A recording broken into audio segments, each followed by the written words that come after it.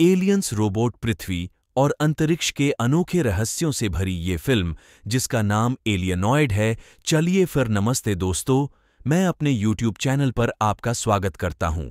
आज हम एक्सप्लोर करेंगे एलियनॉयड फिल्म का गहराई से हिंदी स्पष्टीकरण। तो बिना समय गवाए चलिए शुरू करते हैं। फिल्म की शुरुआत होती है। हम देखते हैं कि गार्ड और उसका रोबोट समय में पीछे जाकर भागे हुए कैदियों को कैद कर रहे होते हैं। तभी वहां एक छोटी बच्ची को रोते हुए और खतरे में देखकर गार्ड के ना चाहते हुए भी रोबोट उसे अपने साथ अतीत से वर्तमान में ले जाता है।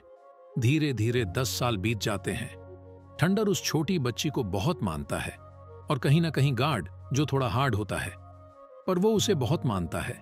बच्ची का नाम गार्ड ने इयान रखा होता है। ईन गार्ड के बारे में अपने स्कूल में शिकायत कर देती है कि उसके पापा यानी गार्ड रोबोट हैं।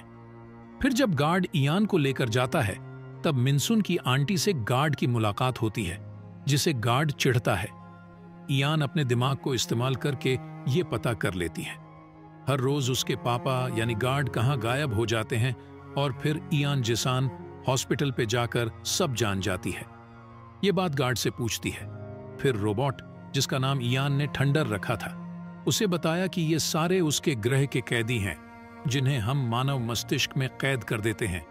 वही 630 साल पहले मुरुक की एंट्री होती है, जो उस्ताद बनने की कोशिश करता है और पैसों के लिए एक पवित्र खंजर ढूंढने चला जाता है, जिसका रास्ता डॉग टर्ड बताता है। वहां जाकर मिनसन लॉर्ड चोई की बेटी से नकली दूल्हा बनकर शादी कर लेता है। उसे पता चला कि दुल्हन भी नकली है। लड़की मुरुक को बेहोश कर ट्विन पीक के जादूगर मिस्टर ब्लू और मैडम ब्लैक को हराकर भाग रही होती है कि जजंग उसे कैद कर लेता। होश आते ही हमें पता चलता ही कि वो लड़की कोई और नहीं इयान होती। फिर अगले दृश्य में हम देखते हैं कि गार्ड इयान को सब बता देता है कि कैसे तुम बची थी, तब हम लेकर आए थे।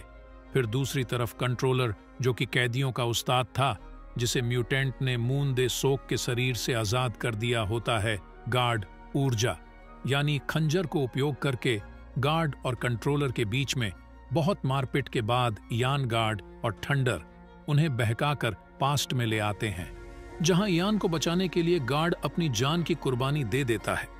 तभी थंडर, जो मरने वाला होता है, गार्ड को बताता है उनके जीतने की संभावना बढ़ रही है।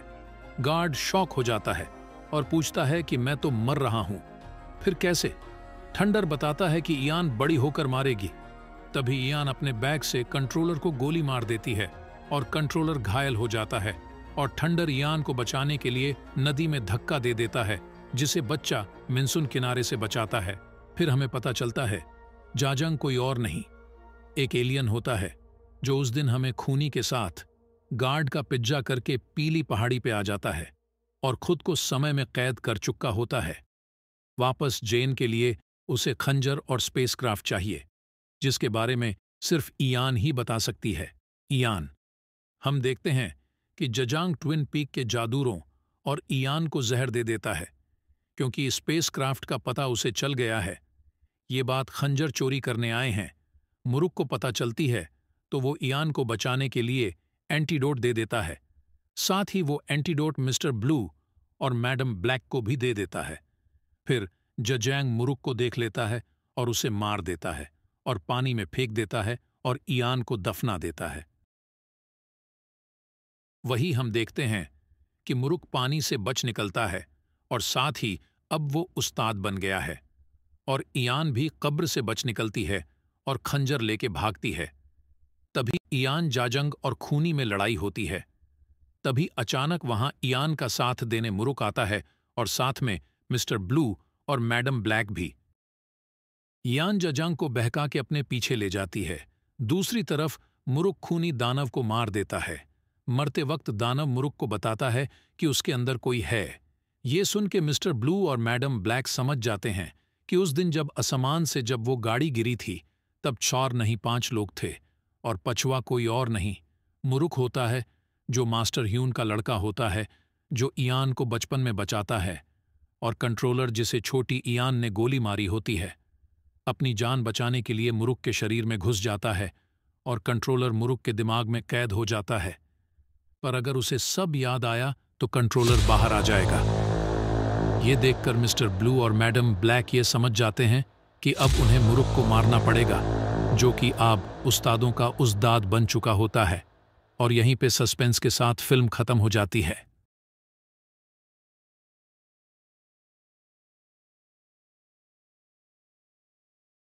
अगर आपको वीडियो अच्छी लगी हो